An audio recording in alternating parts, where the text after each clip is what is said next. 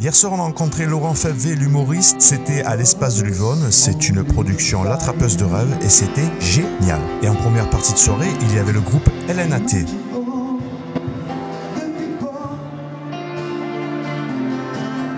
Bonsoir la peine sur Luvonne, bonsoir.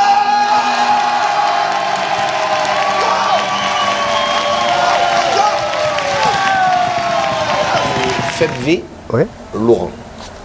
Épelé. F-E-B-V-A-Y.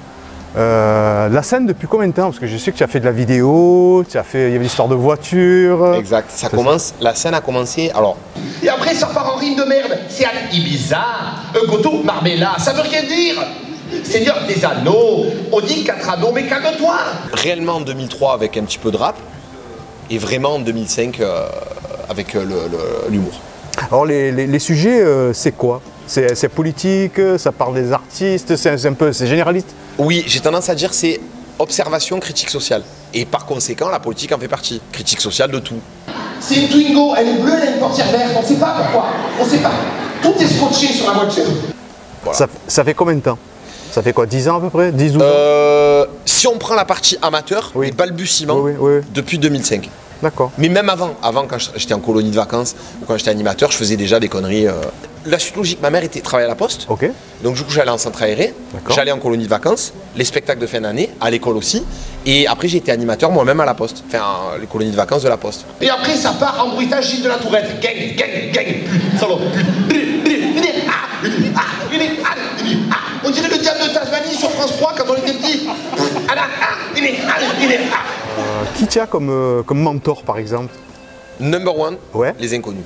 Ok. Ouais, il y a... D'accord, ça. Critique sociale incroyable, un humour acerbe, un humour au vitriol, un humour... Tout ce que j'aime, c'est ce côté en fait où tu vois la vie avec un œil différent et un peu insolent. Voilà, c'est ça. Tu les as rencontrés? Pardon? Oui. Tu les as rencontrés? Oui. C'était incroyable. C'était incroyable.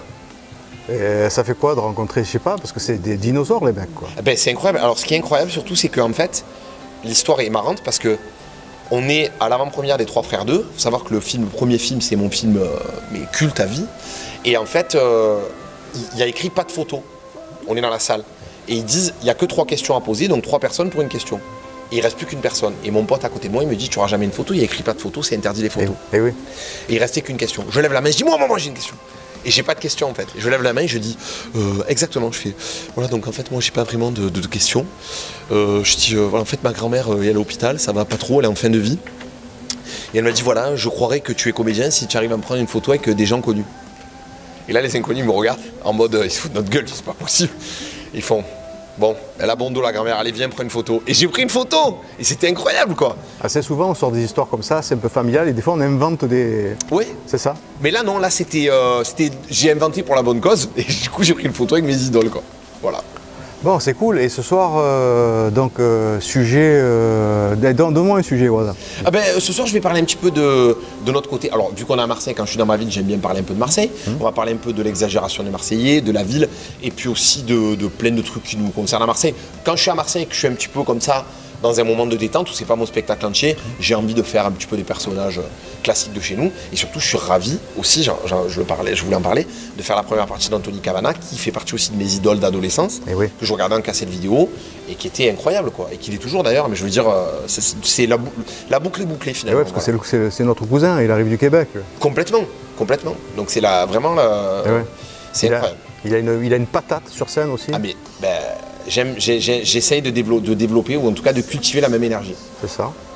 Bon, ben merci beaucoup. Ben merci à vous. Parce que le public il attend dehors, je crois. Oui, il y a 2600 personnes C'est ça. prévues ce soir. Il faut se bouger. Exact. Allez, parti. Merci. Allez, à très vite.